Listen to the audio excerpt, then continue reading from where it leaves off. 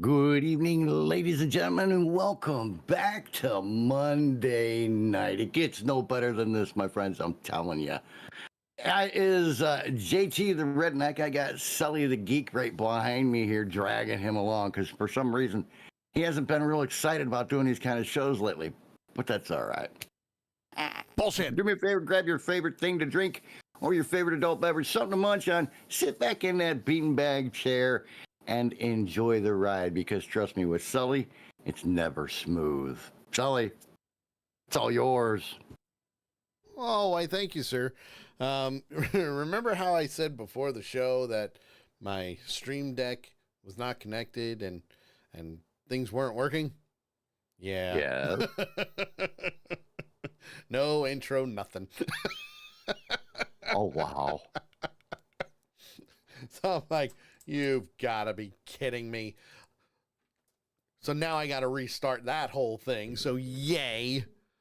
But now it should be good. I should even be able to switch your camera now. See, oh, there you are. See, look at that. See, I was able to. Yeah. So I'm able to switch you over, and we're good now. We're Yay. We're good. So hello, it's always everybody. Good when we're good. Yeah. Hello, everybody. Welcome to Avenger Pretenders. I am Sully, and yes, we are going over Agatha All Along, episode 7 today. Which was interesting, to say the least. Very interesting. A good way to put it. I liked it. I liked it. Lady Death says she just finished it, so yay. Maybe she can be a part of the conversation with this one, because... Oh, wait, no, she doesn't do tarot readings, does she? No, she said that. She did say that, but I was right. So before we get into the episode, this episode centered on, what was this? This was the fourth challenge? Fourth trial. Fourth trial. The fourth trial on the Witch's Road. And... It was interesting.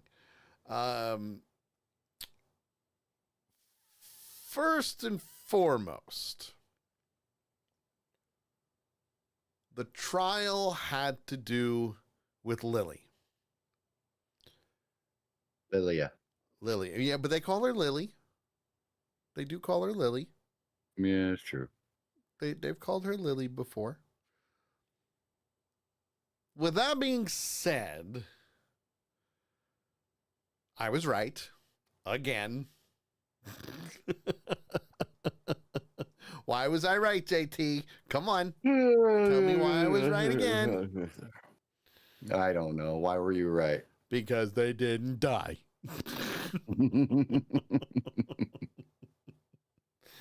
Because they didn't die. Oh, I have to make a correction. Yes. With Nakaya and the tarot cards. She says, I don't have my cards at my house with me. They're still in storage. I would not say that I am proficient with them, but I do know some stuff.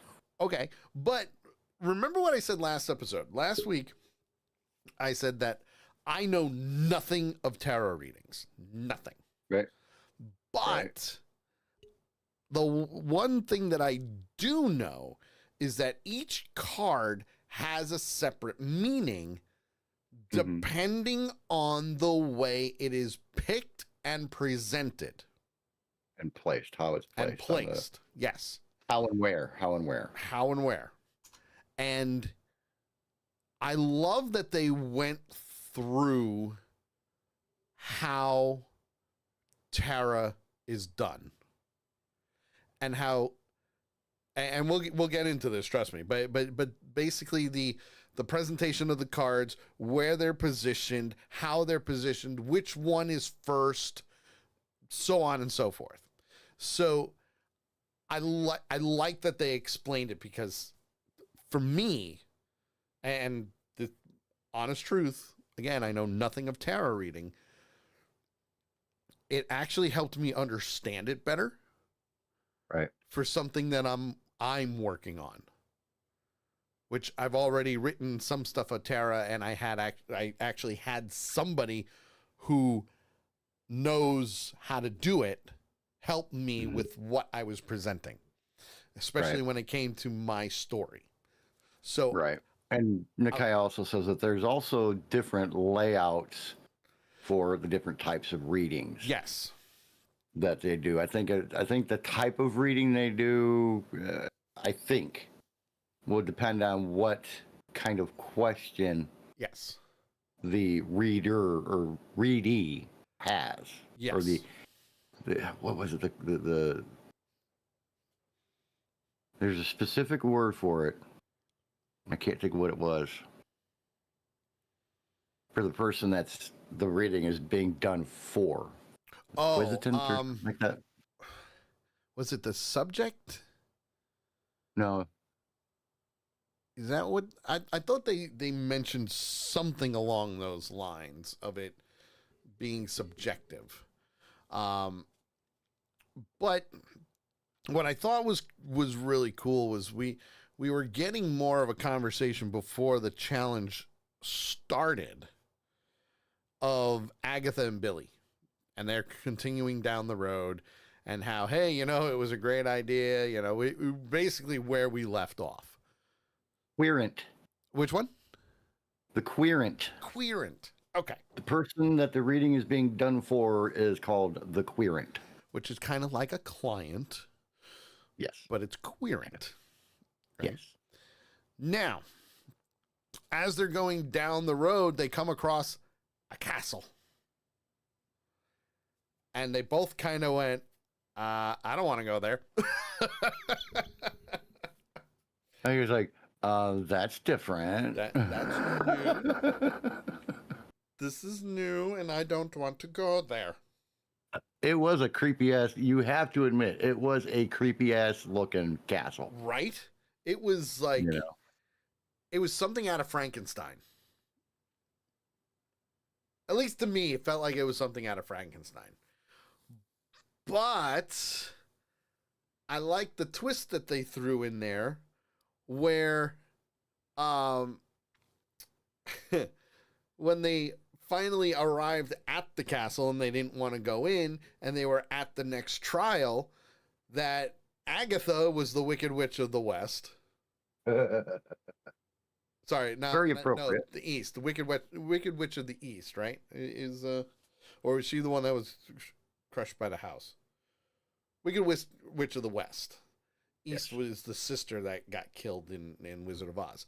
But we also know that there's a lot of ties to the Wizard of Oz from this. And Billy was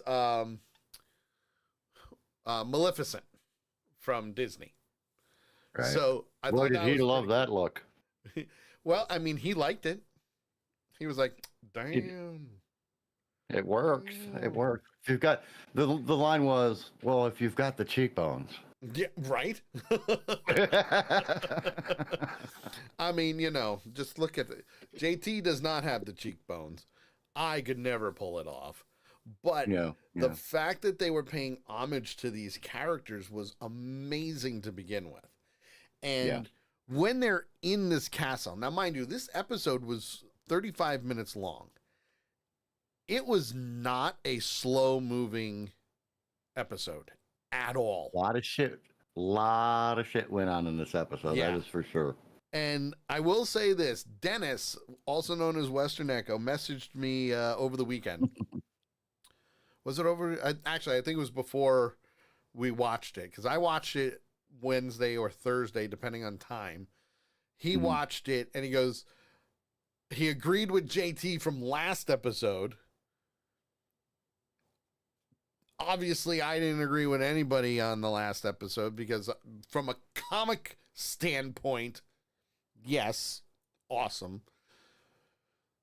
This episode, Western Echo said it was interesting, in quotes. Interesting. Which to me, I'm like, okay, well, now I have to watch it. I need to see what's going on. So as they're now at the trial, they're trying to see what's going on, and there's a table in the middle of the room. and it's a tarot reading table. I've never seen a table look like that before, but I liked it. And I think with the visual of where they had to place the cards, it helped me understand it a little bit better. Because again, and as it gets towards the end, we get a full explanation of what each spot specifically is for. Yes. Where once again you get back to the proper placement and the proper definition of what a card means and where it goes. And I like that Billy attempted the trial himself first, grabbing the cards, trying to read for Agatha, but each time he draws the wrong card, a sword falls from the ceiling. And I'm like, oh, that's not going to be good. Right. Because just like the other trials, they only have a certain amount of time that they can do this. So Agatha says, why don't you try speaking the truth? But the swords kept coming down and crashing down with the wrong pick of the cards. So Agatha then grabs the deck and just starts placing the cards randomly on the table and in a pile.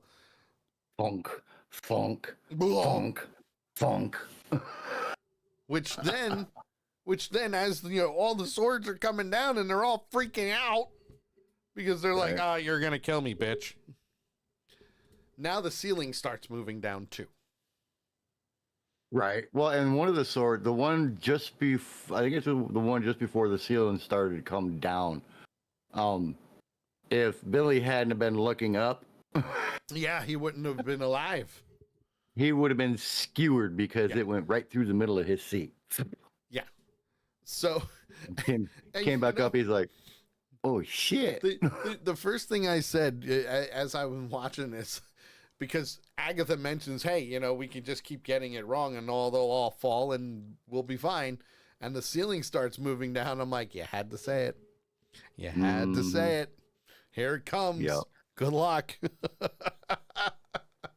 And I'm like, and cue the ceiling. We're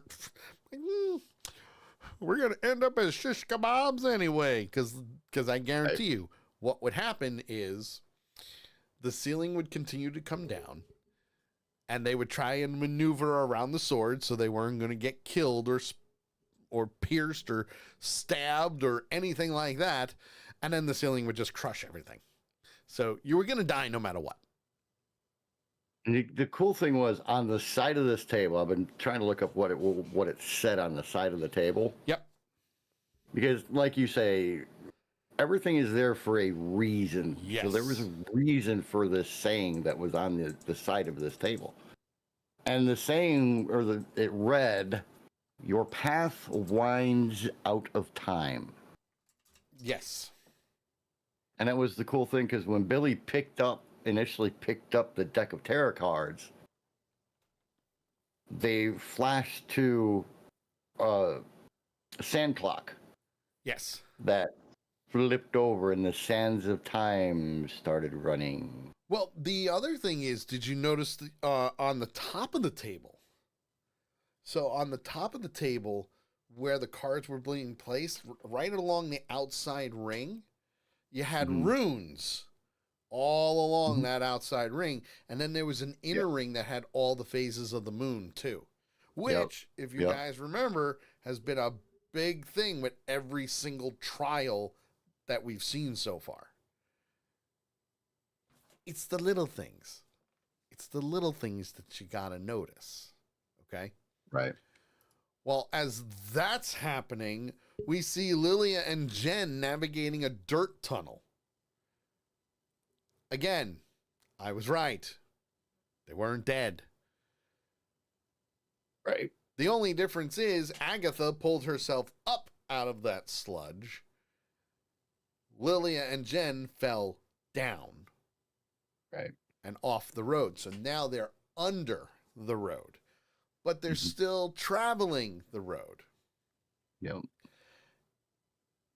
And this is where things, and I'm sure you got a little confused at this point too, because now we're seeing a conversation with Jen and Lilia and where to go, how to They go. were confused. Yeah. Oh yeah. They were. Whew. But the conversation really had to do with what Jen and Lilia were talking about, because now Lilia has a lack of memory about what they're doing and where they're going and how they got there. So Jen is now saying, well, you said we had to do this, this, this, and this. And certain things you told me to do. Mm-hmm. And then we start seeing Lilia shift through time. We see her, what was it, as a young child first, I believe. Mm-hmm. We saw her sit down at a table with her mother, where we see, a young Lilia, and then we see, it does a transition where she's the older Lilia sitting in the spot as they're conversing and trying to figure out what needs to happen. The other thing that we start to see is certain flashbacks of Lilia learning how to do what she does. But she's saying, I can't remember anything because I'm having memory lapses. What did we just do? Where was I? What happened? And Yep. Personally, I think they captured it perfectly. Yeah. With the whole confusion and what's next. Because now she's starting to experience everything out of order, and now she needs to figure out, where do I start? Did we do this before? Why am I here? Which is where Jen comes in. Because even with Jen, she's still out there too. She has no idea what the hell's going on with Lilia. She just knows she has to remind her of what's going on. Right. The other thing is, just telling you what you told me to tell you. Yep. Just saying your words. The other thing is, from those memory lapses, I hit the wrong button.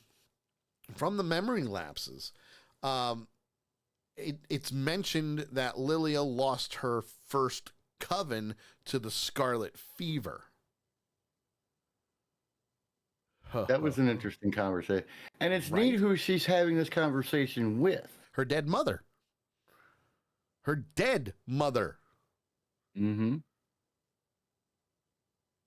Now, the other thing is, apparently Lilia tried to warn her coven about the scarlet fever back when it happened. So that goes to show how old she is. Dun, dun, dun. But, of course... Well, we knew she was ancient to start with. Well, and she said that. She said she's centuries old. Mm-hmm. Boy, those witches, they can live a long time and be pretty damn good. Right. So, from there, we're back in the present, and Lilia is explaining to Jen about the flow of time and how it's an illusion, which we've already seen before. Okay. And we've seen it in Loki. So yes, the flow of time in the MCU is, in fact, 100% an illusion. And God, I hope this happens. Rumors are that they're going to do a Loki season 3. How, I don't know, but it'll be interesting. But at the same time, if you think about it, Loki, which we already know, is responsible for all these timelines being effective because he wants them all to survive, because he doesn't want anybody to die, which is a huge change for Loki. Right. But that now makes him a central player in the multiverse saga, which means we're going to see him back again. When? I don't know, but it'll be cool. Okay.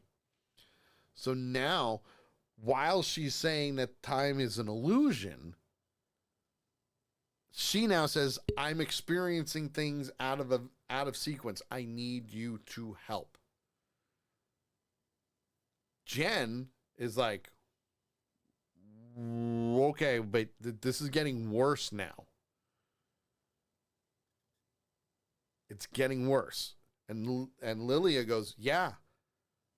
Because now we're seeing, I think this is the end for me. I'm done after this. I think the end is coming. The end is coming. Dun, dun, dun. But then we see them flash forward in the castle with Billy and Agatha and Jen.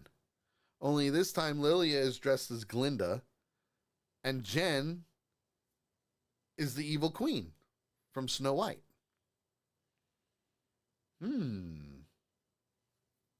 Interesting.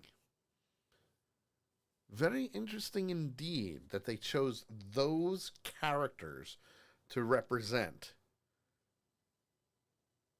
Because you have your good, and you have your bad. Right. Nothing's done by happenstance. No. And if you think about it, for Lilia being Glinda, you know something's going to happen. Mm-hmm. Yeah, you know it's not going to be an evil thing. It's going to be a good thing that happens when it's done. Yeah. Right? Now, the other thing that I forgot to mention, and I believe this happened at the beginning of the episode, before we saw Billy and Agatha walking down the path to the castle, we see a video. We see like a video before the whole episode starts of Lilia falling slowly, like if she was in water. But that's it. That's all we see is her falling. That was the very beginning of the episode. Very beginning of the episode. So from seeing that and now seeing where we are and seeing her move through time and things out of sequence, to me, I was getting that Groundhog Day vibe. Like, how many times is she going to relive this until she gets it right type of thing? You know? Mm-hmm. Which is why we're only seeing it in different segments. Because she's, learning from her past mistakes. Relearning. Well, yeah, she's relearning everything because in her like her mother said, you never lost your powers. Right. They were there. You never lost them. So now we're back in the castle and she starts, what was it? She starts remembering the trial and she says she admits to casting the sigil on Billy because Billy asked, was it you that cast it? And she said yes. Yeah, she saw it that night. She saw what he was, what was going to become of him, and he needed some kind of protection. Yes. What that protection was, I don't know. It's just a sigil. So it's just a, as she put it, it was it to give him time, right? Mm. To give him time to discover who he is, his true identity. Not Billy Kaplan, but Billy Maximoff. Right. So as she's sitting there, she starts doing the tarot reading, and Lilia prompts Billy, are you William Kaplan or Billy Maximoff? But the cards that she's using, the swords keep cascading down around them because she's doing it all wrong. Because if you notice, every single time somebody else answers a question, those swords come down. Mm-hmm. Well, and she got very specific because Wanda was trying to tell Billy the question to ask for his reading. And Lilia's like, no, he has to ask the question that is inside of him. Yes. Very Yes. specific about that. Now, as they're doing this and the swords are cascading down, now we're back with just Lily and Jen walking through the tunnels. Only this time, they're at the beginning.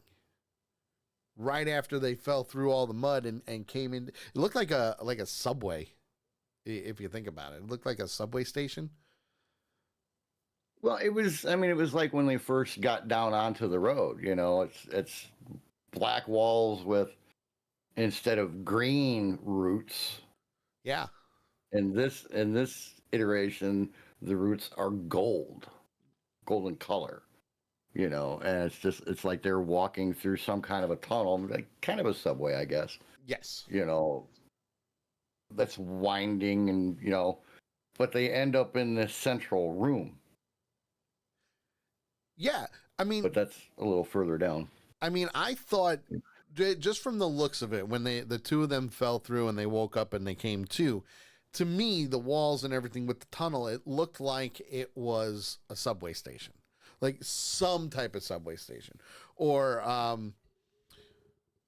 kind of like one of those, the hallways from the TVA, only really decrepit. Right. You know? I got you. But at the same time, they come in contact with the Salem 7. They're down there. And they're looking. They manage to hide. And as they're hiding, Lilia tells Jen, "Don't leave me. Come with me. Yeah. Stay by my side." Well, and when she said that, it's because they were, you know, like I said, they end up in this central area where there's multiple paths that they can take. Yeah. And as Jen's looking around, she sees one that she asks, "Is that the exit from the Witch's Road?" Yes. So and you see the look that came over her and everything. So she's thinking about saying, "Screw this shit. I'm out of here. I'm going to leave." And Lilia sat there and told her, "Look, I'm taking this path. Don't leave me alone. Please come with me." Yeah. And Jen's kind of doing one of these, you know, which way do I go? And finally she says, the exit's "Okay." right there. The exit's right there. I can leave right now. I'll be safe. Right. Exactly. Well, and the neat thing was, Jen asked her, "Why? Yeah. Why should I come with you?" We have to find the And bookshelf. Lilia's answer was, "Because you are part of the sisterhood." Yes. Sisterhood Which, and the bookshelf. They have to find a bookshelf. And and if you think about it, earlier in the episode, Lilith, when she was talking, or Lillian, I don't know why I keep calling her Lilith, Lilia. but when she was talking to her mother, she makes the statement that she's by herself, basically a lone wolf. Right. I can't remember the exact words she used, but she's talking about how she's on her own. So, you know, her statement to Jen is like, "I don't want to be alone anymore. Didn't her mother mention a new coven? Didn't she say, "What about your coven"? She asked if she was in a coven. Yes. She said, do you have a coven?" And she's kind of like, "Well, I do, but you know, it's kind of a fucked up situation, Mom." Yeah. Lady Death says she wants one of those swords. No, you will hurt somebody. Oh no, she has many swords. I know. Yeah, I mean, but she's very whether violent. she gets one of those or not, if somebody pisses her off too much, exactly. Yeah, they're in trouble. Exactly. Well, while they're discussing that and Jen's realizing that, maybe I should stay, we get to another flash where Lilia realizes that she did the entire trial wrong by reading Billy. Yes. And she comes to the realization that she has to do it on herself. Mm-hmm. Which, again, matches the trials. Right. And from this point on, it's really freaking weird. Yeah. Every card that she pulls refers to something that has happened in the previous 6 episodes. Yes, which we've seen. You know, everything was it's like really weird. Everything was right in front of us too. Right. And I mean everything. Everything was in front of us. Every single card that she pulled refers to specific things. Yeah. Let me rephrase that. Specific things or specific poses. Yes. That the cast has taken in the previous 6 episodes. Let me pull up the let's see here, because there's a whole bunch of theories out there, but I wanted the pictures of what they pulled. So for the first card that she pulled, and again, this is this is one of the reasons that she was doing what she was doing. When they are, what's the part I'm looking at? When she's back in and she grabs the deck of cards and she starts reading them herself.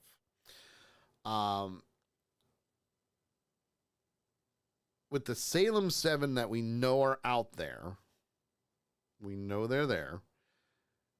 She starts conducting the reading and she pulls out the death card.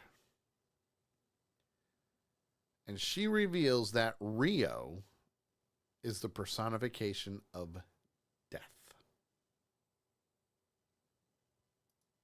You're muted. Sorry, that's at the end of the reading. That's at the end of the reading? I thought that was one of the first ones. That's the very last card she pulls right. in places that stops the ceiling from coming down. That's right. What was it? Queen of Cups, right? That was one of them? Queen of Cups was the first one that was pulled. And which referred to Billy, right? Nope. It wasn't Billy, it was her. The Queen of Cups refers to her. Oh, that's right. Yeah. Because she put that one in the middle. Right. If I remember correctly. Let me send you this link. Then there was the three of Swords. Or was it the Pentacles?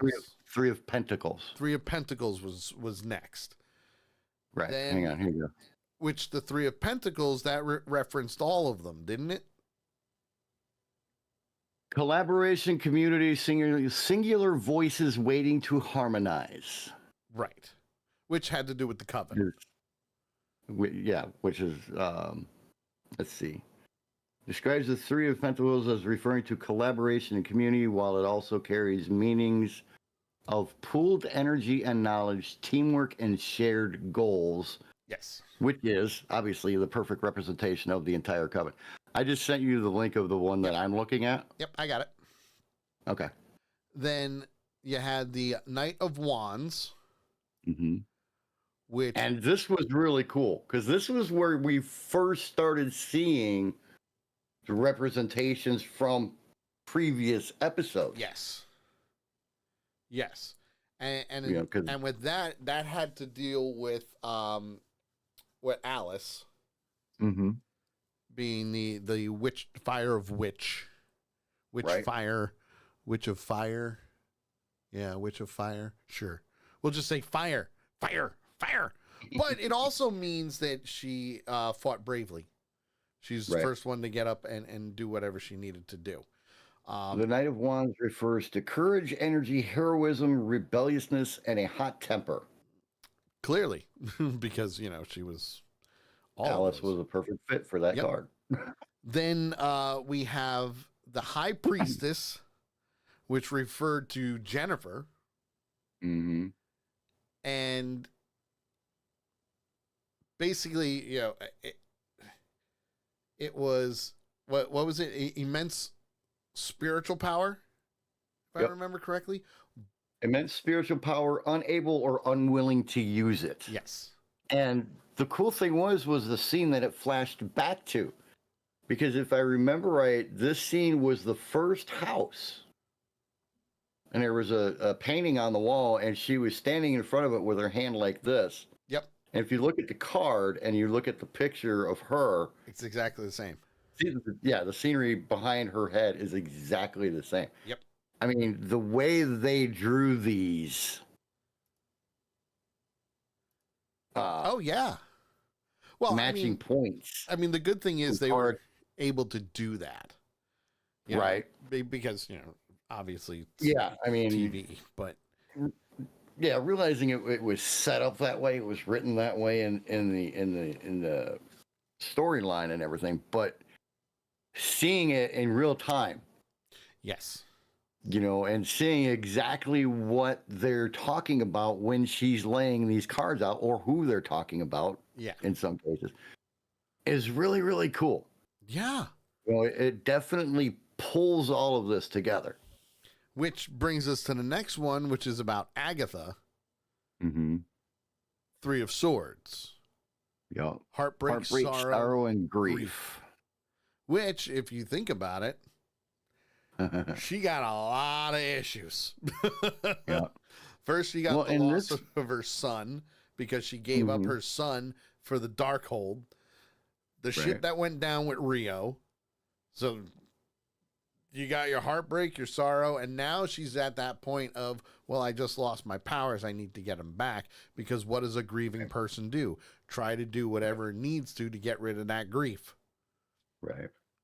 And the cool thing is that with this card, if you think back to,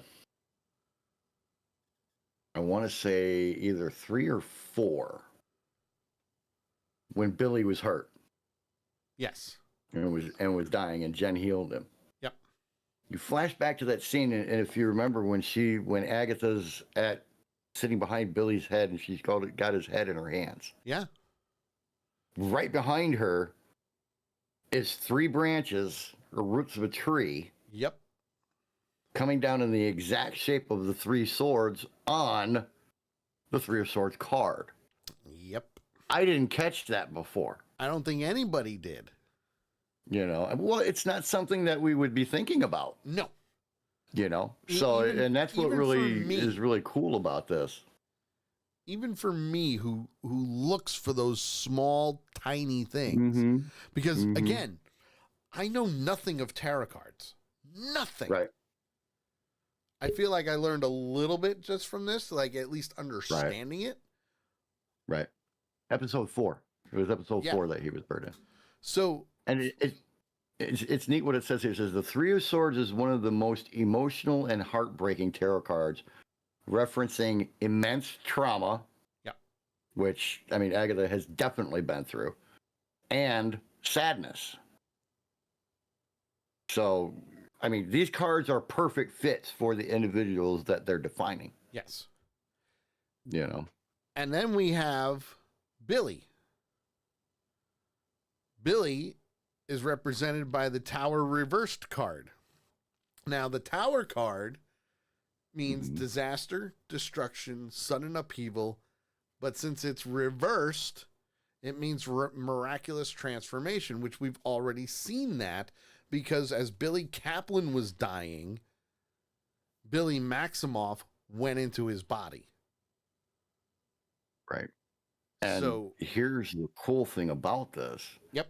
Is we have to remember, yes, this card is talking about Billy, but this is her reading. Yes. But again, it's everybody in her life. So if you think about it, because but what I'm saying is this card has double meaning. Yes, it does. Because and we have to remember that.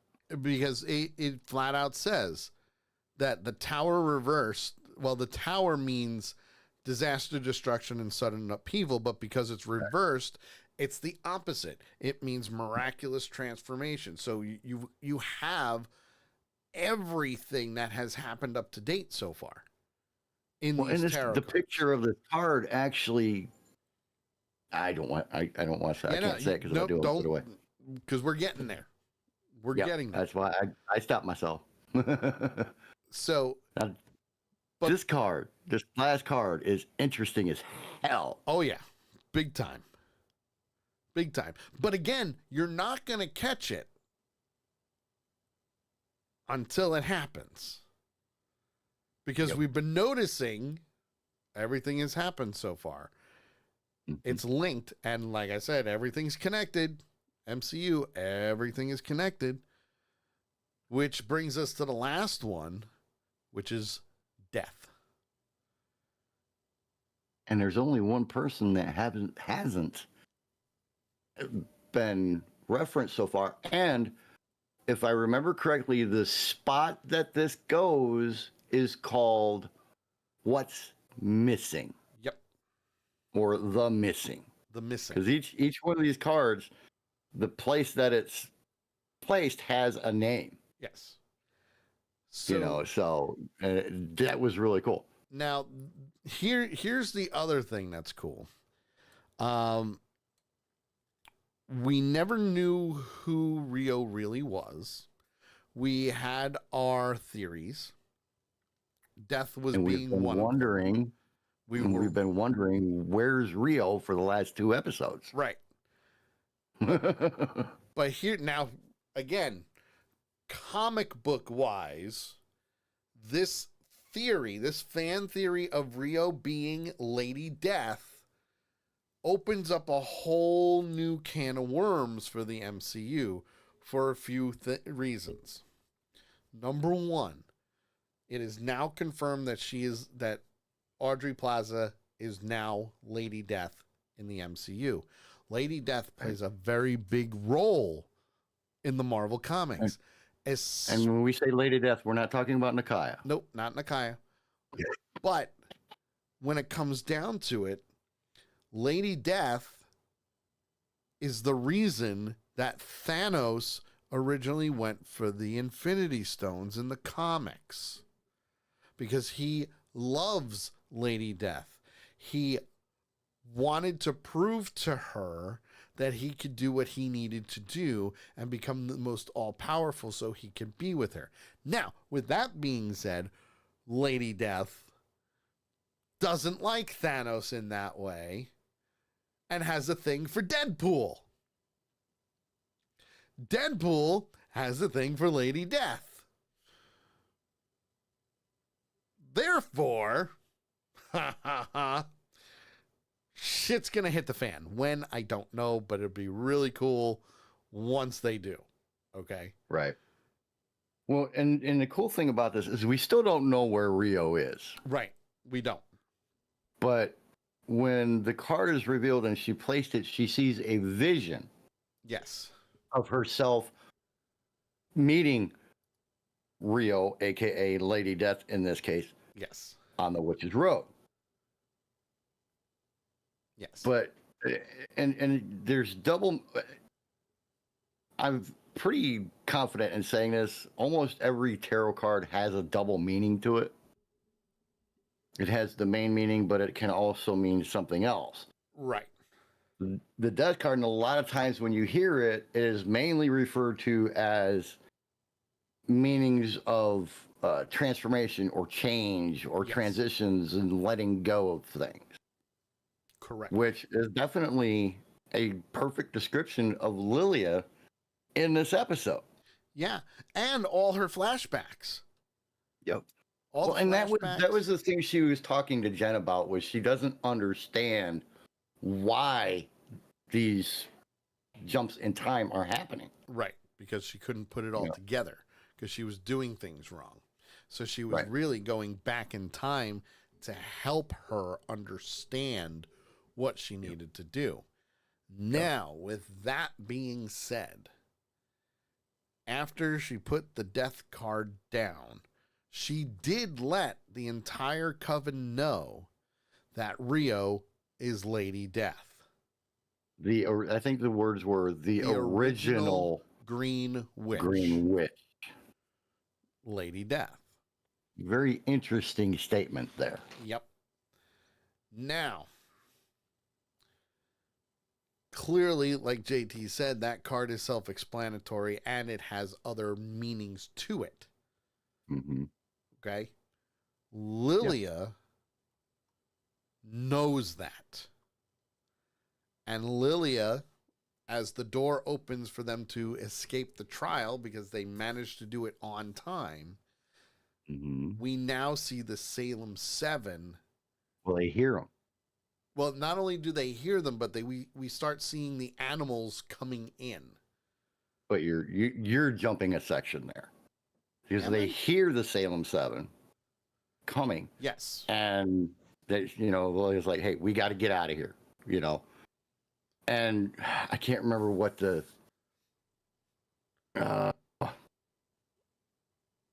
doors that opened. It's an old torture machine. I can't remember the name of it or what it was called.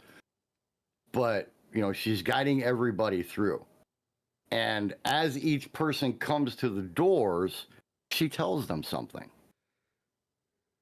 And Agatha is the first one that gets to the door. And do you remember what Lilia told Agatha? I do not know. When she says coward, duck. Oh, yeah, that's right. And Lilia looks at her like, what? And Lilia just kind of pushes her through. And the rest of them go, I can't remember exactly what she said to all the other ones, but she guides them all through. Jen's the last one that gets to the doors. And Jen's like, I'm not going before you. Yep. And she tells Jen, you are the future. Yes. You are the path forward. Yep. So you have to go. So Jen goes. And what does Lilia do? She closes the doors. Yes. Oh, hit the deck, not duck. Hit the deck is what she said. And this was really, really cool because once she placed the card down and she, told everybody that Rio is Lady Death, and the ceiling starts to go back up and they hear the sounds of the Salem 7, you see a change. It's like that. I mean, it's instantaneous, but you see a change in Lilia before she goes over to the doorway. And I realized what she was going to do as soon as it happened. Oh, yeah, so did I. As far as she was going to try to give them time to get as far away as they could so that there would still be space between them and the Salem 7. Yes. But then she walks away from the doors and goes to the tarot table.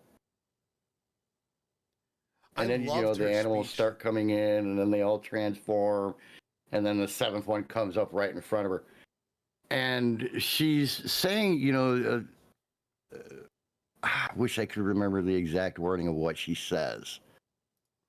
But basically, once the truth is revealed, you still don't see things that are hidden kind of statement.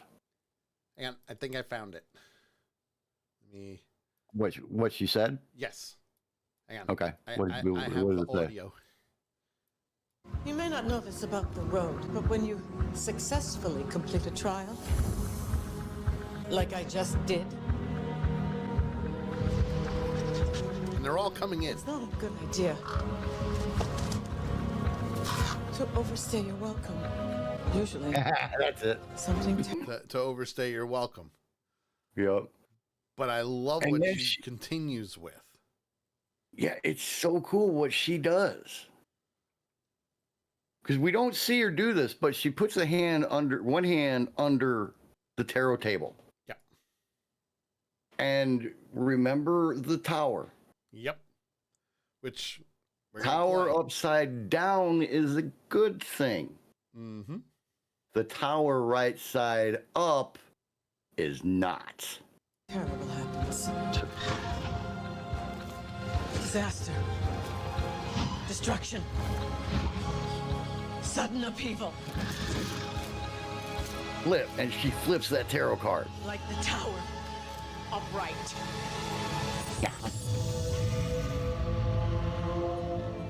And then they just go whoosh.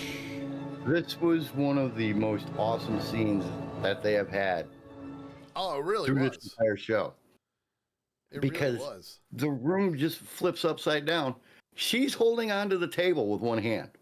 I think she could have survived that. I'm just saying. I think she could have too. But But I they understand why. flipped upside down. The Salem 7 falls.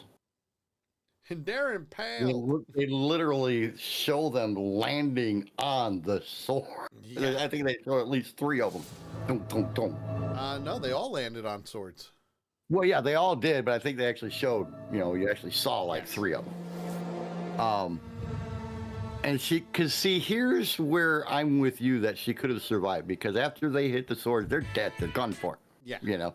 She could have reached over and flipped the card back over, Well, and no, everything she would have couldn't. back over, and she'd have been fine. She could have gone through the exit. She couldn't because the cards fell off the table. Oh, that's right, they did. That's right, they did. So she could had have- nowhere to go but down. She could have pulled herself up onto the table, but like Lady Death said, Where's she gonna go wasn't from there? meant to survive. Right. So, She knows that she has to sacrifice herself, or she has realized right. that she has to sacrifice herself in order for the rest of the coven to be able to move forward. Correct. Or at least give them but time. Right. Well, she doesn't really need to worry about giving them time anymore because she killed the Salem 7. But are they dead? Is that? Yeah, I think they are. You think so? I think they are.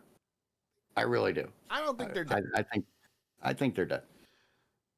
We'll see as time goes, What, after but Wednesday what when do they're I released. always 8 and 9. say? But it's really, really cool how they did that. Yeah. Lady Death says her time on this plane had come to an end.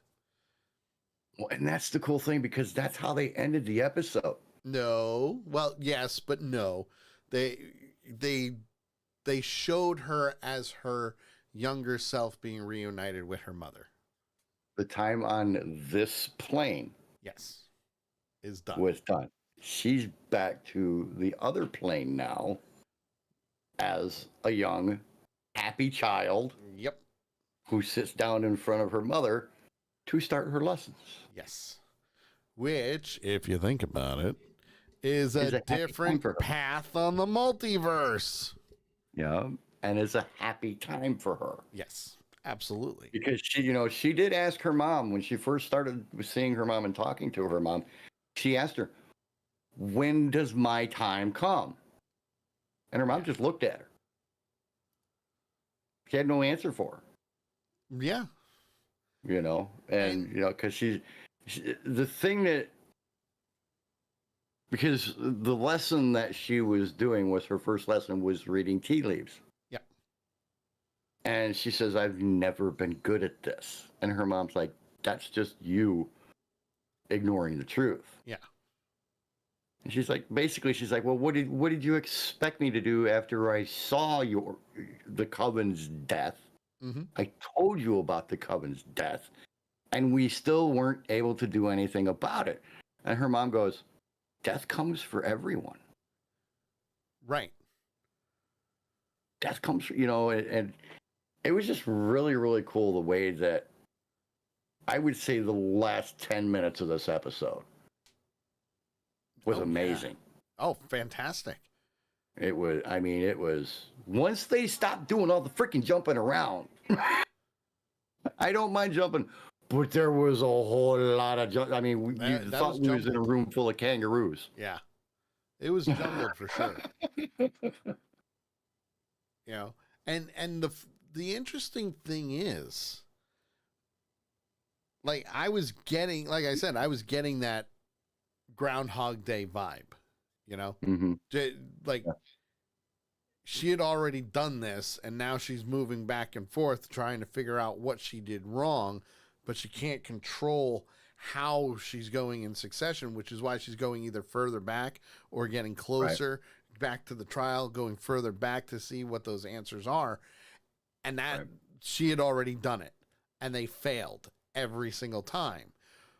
Which, if you think about it, just to your reference of her mother not answering of when is it her time, we Mhm. can go back to Avengers Infinity War. Yeah.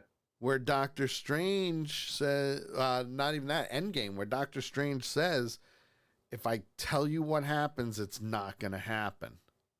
Right. But Well, it did it's leave that the hint of article that when. I got all this information from, and so I got this information was from Screen Rant. Yes. Which, surprisingly, they did very well on. Yeah, and it's neat what they say here at the end of the article, though. It said, and this kind of applies to what you asked, because it says, with the Salem 7 defeated or at least maimed. See? You can never say they're dead. Yeah. It seems Lady Death will become the new primary antagonist of the show. Not only Lilia's destination, but perhaps the last face other members of the Coven will see too. Lilia's death was incredibly emotional but cathartic, but Lady Death's role in the remaining episodes will likely be much more intense. Which should be interesting. I think a very good wrap up of the episode, but two, a very good look at what we're looking at for the next two episodes. Yeah. You know, I mean, it's interesting to me that Rio this entire time has been Lady Death. In front of our eyes. You know, I mean, and it kind of explains the comment way back in episode 1 or 2 where she's holding the knife and she's like, I want to, you know, cause some damage or something like that, you know. And she does like the little stabbing motion with the knife in her hand and stuff. It explains a lot of her motions, things that she says, and actions that she makes. Yeah. Through the entire series. Oh, yeah. You have to look at Rio in a completely different light now. Yeah. Oh, hands down. She's not just a green witch. She is the green witch. Mm-hmm. The original. You know. So original. And like I said, you know, I think the last 10 minutes of this episode were simply amazing. I think I'm first on the You are. reviews. Did you have anything else you wanted to add on before we review? Nailed it right on the head. So, I told you asked me at the beginning before we came on air, what did I think of this episode? Yes, I did. I told you I was torn. Last episode, I didn't like. It was a good episode, but I didn't like. Yeah, I would say it was probably one the lowest. I don't want to say rated, but like the one episode that kind of brought it to a stop. You know, yeah, it definitely slowed things down. It was the episode that you needed to kind of take a break of what was going on. You know? Yeah, I would agree with that. But my episodes, my issues with this episode are different than my issues from episode 6. Okay. The biggest problem I had here was all the jumping around Okay. in the first 25 minutes of the show Makes sense. or of this episode. Because like I said, you just thought we was in a room full of freaking kangaroos. Yep. Or a castle full of Mexican jumping beans, whatever. There was a lot. It ended up explaining itself in the end, but there was still a lot of it, and it kind of put me off a little bit. I'll be honest. It kind of put me off because, like I said before, I don't mind jumping around. There was a lot of it in this episode. There was. The pacing was good. I mean, to me, the pacing was dead on. And then you hit, like I said, the last 10 minutes of the episode, and that raised the entire episode up.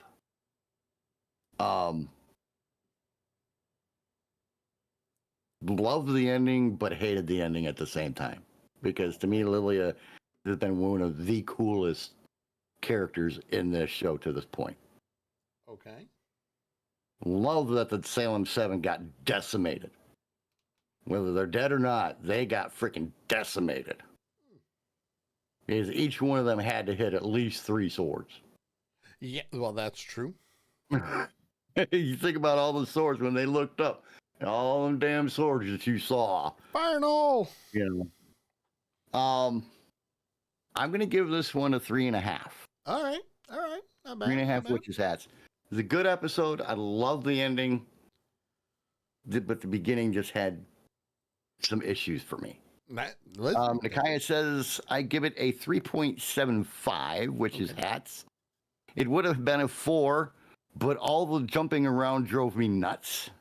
I liked how they brought it all together with Lilia and Teen/Billy and explained their connections.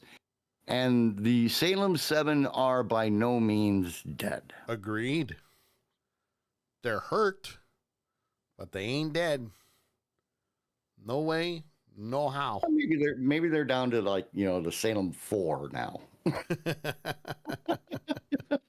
You know, a couple of them had to die from that shit, man. Yeah, you know, at least 1 or 2 of them caught a sword through the skull. Oh, at least. Yeah, you ain't coming. You may come back from a sword through the lungs or a sword through the, you know, some of those, but you ain't coming back from a sword through the skull. True, but at the same time, I don't trust the Salem 7 in the slightest. So you just don't trust the MCU, which I completely understand. Also true, because you know the rules. No one stays dead, except for Uncle Ben, Jonathan Kent, and Jarrell. Right, and like Nakaya says, they are not the kind to be easily killed. Very true. Very true. What do you give it, sir? So with all that, I'm actually giving it a 4. Because I understood the whole jumping around, and I actually liked that. Because again, I had gotten that Groundhog Day vibe from it, and she was doing what Loki did. Loki kept going back in time to learn from his mistakes to try and save the multiverse. And he kept failing and failing and failing and failing until he realized what he had to do in order to get it to work. So to me, I'm giving it a 4. I loved the reveal of Aubrey Plaza as Lady Death. I can't wait to see if she's the main antagonist or if it's going to be Mephisto. I don't think it's going to be Mephisto, but it'd be pretty cool. But Lady Death also really isn't a bad guy in the MCU. So that's the other thing, you know, you have to look at. She's really not a bad guy. Right. I mean, she's Death. There's nothing you could do about it. She is 100% Death. So, see, I'm reading something here. Yep. Which, you know, at the same time throws the did they survive or not theory back in the air. Yep. It says the episode culminates in a beautiful scene where, after helping the group complete the trial, Lilia sacrifices herself to defeat the Salem 7 for good. I mean, it's possible. You know, so It's possible. that it is. It's neat because this article says that episode 7 is the highest rated and the highest ever scoring episode of all the MCU TV 90 attempts at it. This is the highest scoring one. Yeah. Which I can see why. Yeah, I can see why also. It was definitely an interesting episode. You know, there's no question about that. Oh yeah, no question at all. So Right. for me, comic book nerd wise, and Audrey Plaza as Lady Death, we're going with a 4. I liked the episode. I liked the pacing of it. It was quick. Right. It didn't feel like you were getting bored watching 35 minutes. I thought Right. it really helped the story along, especially with the reveal of, Billy Maximoff from last episode and Lilia going, tell me who you really are, Right. what's your real name, and everything just coming out. It was that episode that you needed to get Right. back into the flow. Well, and not- that was his question. That was the question that he posed before Lilia Right. realized that she was supposed to do the reading on herself. Right. Was, am I William or am I Billy? Yeah, pick one. Pick one. So that was a very interesting question for him to ask, and that's why she said, "That's a good question." Yeah. Now, Nakai makes a good point, and I never thought about this. There is a difference between Lady Death and the Grim Reaper. Yes. Most people, son of a bitch, that hurt. Get off of me. No. Poor cat. Yeah, right in my freaking leg. Oh, God, yeah, huh? I never realized that there was a difference between the Grim Reaper Sure. and Lady Death. Well, yeah. Lady Death says that the Grim Reaper is really there just to take and guide the souls. To the afterlife. He does not take their lives. No. But you look at almost every representation of the Grim Reaper. Yep. You look at it in Family Guy, you look at it in The Simpsons, you look at it in the Christmas movie. He represents death, so most people believe that the Grim Reaper is the one that kills them, Well, but it's not. and I also think that changes in different cultures, too. Yeah. Because the Grim Reaper is there to meet you at the end. Yeah, guide you to the river Styx and all that good That's stuff. when he guides you, it's not the touch of death that does it, Well, and see, but that was always my thinking. Okay. You look at it in Family Guy, and that's exactly what it. When Peter takes over his death, what does he do? Tap, tap, tap, tap, tap. That was a great episode. He abused that power very quickly. Oh, just a little bit, Just a tad bit. So, but I thought that was a cool thing to add in there at the end of this. Yeah. That she said. So. And it was a great swan song for Lilia, too. Yeah, definitely. She She's made the still my sacrifice. favorite. Yeah, she made the sacrifice play to save her new coven. Yep. Because Who she's about. well, that's the thing. She was denying that she had a new coven for the whole length of the series until the last episode when she finally said, "No, you're my family. You're my coven. You're it." Well, that was part of the conversation with her mom, because her mom's like, "Well, then why are you with them?" Right. If they're not your coven, So that I can get to the end. Yeah, so I can get to the end of the road and get my power back. No, that's not the reason. that's not why you're staying. So So it was a very, very interesting, very, very deep meaning, yes, I think it especially worked. in the last 10 minutes of the show. I think it worked out very well to bring it from that short, small standpoint of an episode and get you back into the flow of things. I really Yeah, do. well, it pulls all 7 episodes together. Yes. It takes everything that we've been through in the last 6. Yeah. And it just brings it all into the fold, nice and cozy and comfy. Yep. Lady Death says she's covenless, and it is hard not to have one. I can understand that.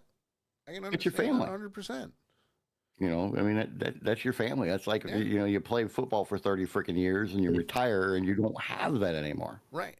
Hell, even being in the military and you're with this group of guys for a long time, you go through combat with them, or you go through, crazy trainings and stuff like that with them and everything. And then you leave.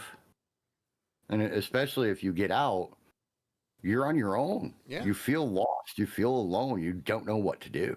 So I can definitely understand underhandedly what she means. Clip that. Clip that. Ow. Well, that, my friends, is the end of this week's episode. This Wednesday, right before Halloween, Mhm. episodes 8 and 9 will be released, which means next Monday we will be tackling both episodes in one shot. Hopefully, we'll be able to do it within an hour and a half. It's gonna be interesting. It depends on how long each episode is. Right. We may have to do, 1 hour and another, but it's there. We'll be able to do it. So, with that being said, for the redneck, there he is. Look at him. Look at that cute little face. You just want to pinch it. He is the redneck JT, and I am the geek Sully. And that, my friends, is the end of Avenger Pretenders for this week. Make sure you join us next Monday at 8 p.m. Eastern Time, right here on Accidental Punch TV. And don't forget, tomorrow, for the Sully Show at 8 p.m. Eastern, which Lady Death has a wonderful prep sheet. And there's something I have to add to it, because it's something I think we need to talk about. Yes. And JT doesn't even know what it is. But I can tell you this. It's a conspiracy theory. Ooh. Right? Need to talk about it because it was brought to my attention and I'm like, that's cool. Let's talk about it. So I will be putting that on the prep sheet so we can chat it up. And again, it was brought to my attention and I can't wait to actually have the one-on-one conversation with the person that brought it up to me, because I would love to get her side of things. But she brought it to my attention, like, maybe you guys could talk about it. I'm like, hell yeah, we can. I don't understand it, but let's do it. So you might want to tune in for that. It'll be awesome. That, my friends, is the end of the show for this week. We'll see you tomorrow at 8 p.m. for the Sully Show, and we'll see you next week for Avenger Pretenders. And oh, by the way, you know what I'm going to say. Thanos was right.